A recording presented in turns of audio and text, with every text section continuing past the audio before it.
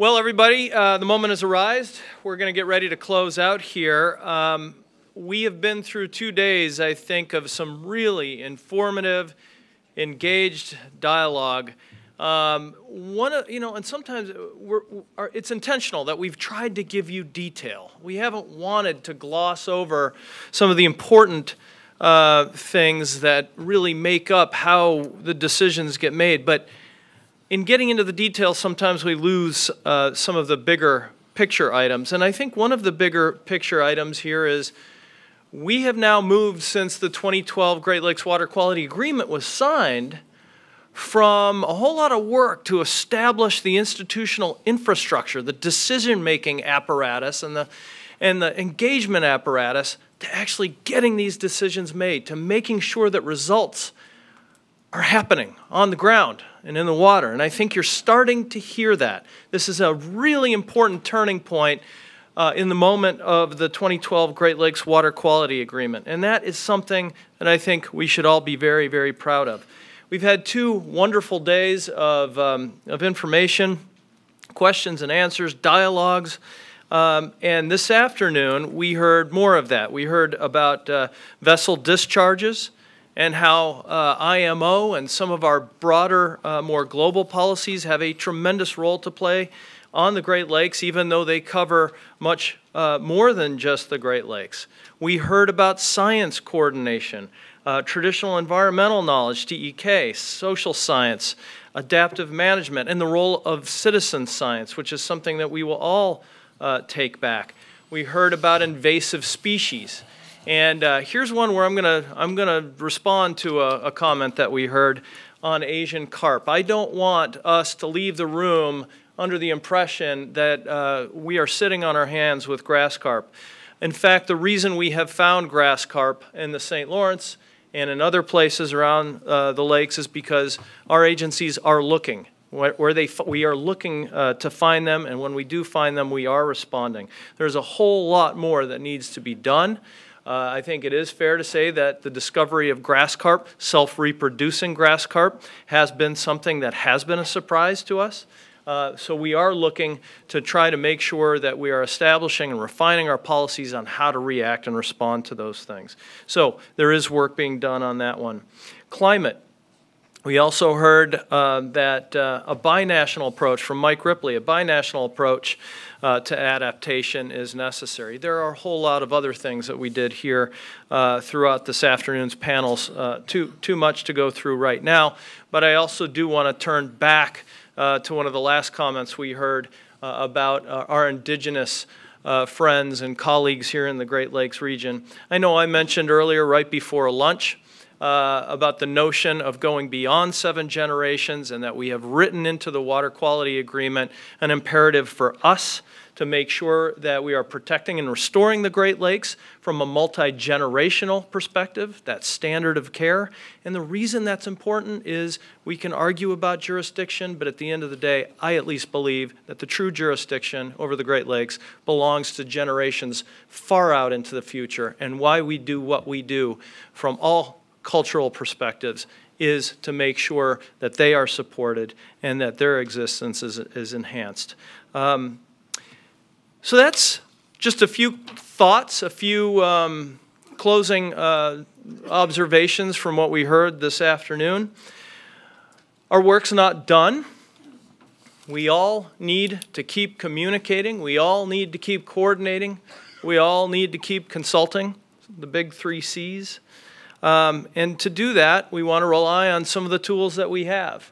We've been lucky that we've had a lot of people tweeting over the past couple of days. I'm sorry to say we did not beat out National Taco Day yesterday.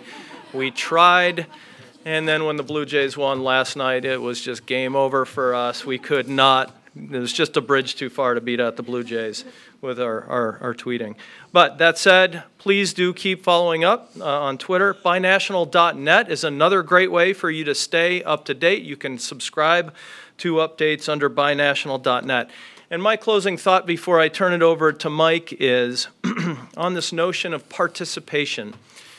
It's our obligation. This is not something that we do because it's a nice thing to do. It's a thing we do because it's our commitment. It's our obligation to do it. And participation takes persistence. I got my start in the mid-1980s.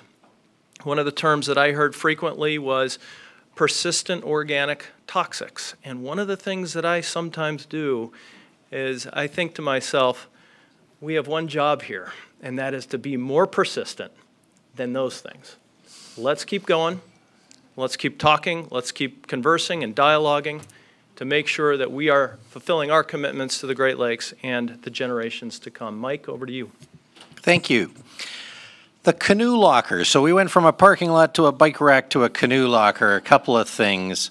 First is we outed Ram as a physicist. I'd like to come out in support of Ram and admit to being a geomorphologist. So it takes all kinds of scientists. For my social scientist, pigeonhole the Lieutenant Governor tomorrow morning. She'll be back. She is a social scientist, and she has spoken at length on this subject. I agree we could do better in our integration of social sciences into our work. Do we consider the lake separately and think about different outcomes? The answer is yes. So through the lake-wide management plans, we will be looking at lake ecosystem objectives. Should they be the same for each lake? Should they be different? If you look in the agreement as it's currently written, the only lake ecosystem objectives are related to algae, and they do differ from lake to lake. St. Lawrence, one of the challenges for our LAMPs, our Lake Action and Management Plans, is to integrate consideration of our forgotten major river systems. And we're not there yet, but the people that are developing those Lake Action and Management Plans know they have that challenge. And so I'd encourage folks in the St. Lawrence and the other rivers to get engaged and help us do a good job on that. So that's my canoe locker. In terms of the summary today, again, thank you so much for your participation, for your questions. They really do help make this meeting a success. We celebrated the Great Lakes from an environmental and economic perspective. We heard presentations on algae, habitat, species, invasive species, climate change, vessels, and science, all excellent. And as Cam said, very full presentations, and I hope that you enjoyed those. We've had excellent questions, as I mentioned, and we've also had a commitment from me in particular to work with our First Nation and Métis people to apply the Prime Minister's commitment to a renewed relationship with Indigenous peoples to our work on the Great Lakes and to our implementation of the Great Lakes Water Quality Agreement. And that's something I would like to say again, I am looking forward to. I think it'll be challenging, but I think we'll succeed. A few things before I remind you about what will be taking place later today and tomorrow. I wanted to take a moment to thank the people once again who have worked tirelessly over the past many months to make this forum a success. I'm going to ask them to stand again if they are in the room, and please join me in giving those folks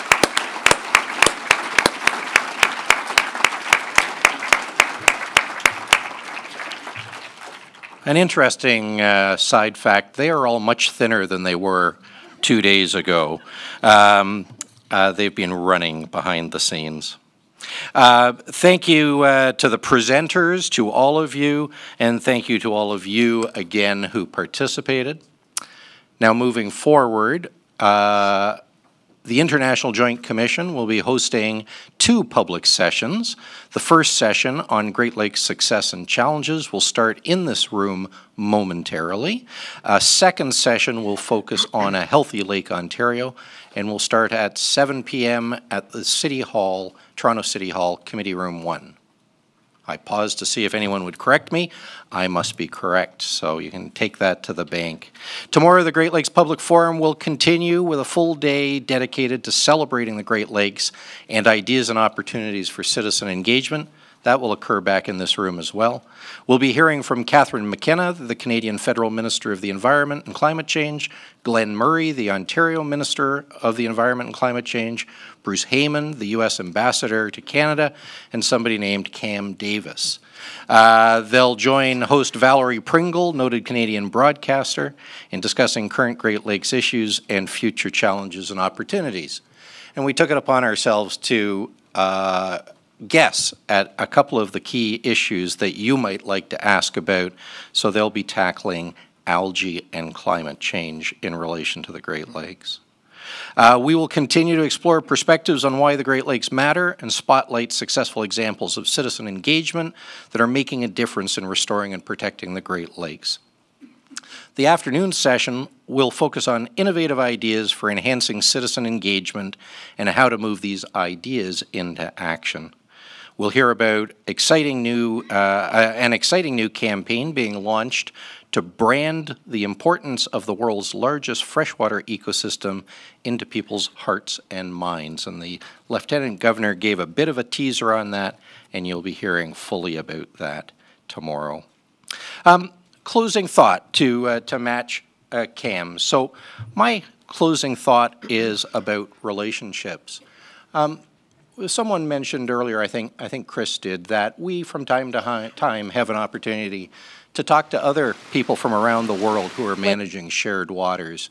And as I've given presentations to people from around the world, I've come to realize that the one thing that we have that many other parts of the world don't have is a relationship based on trust between our two nations.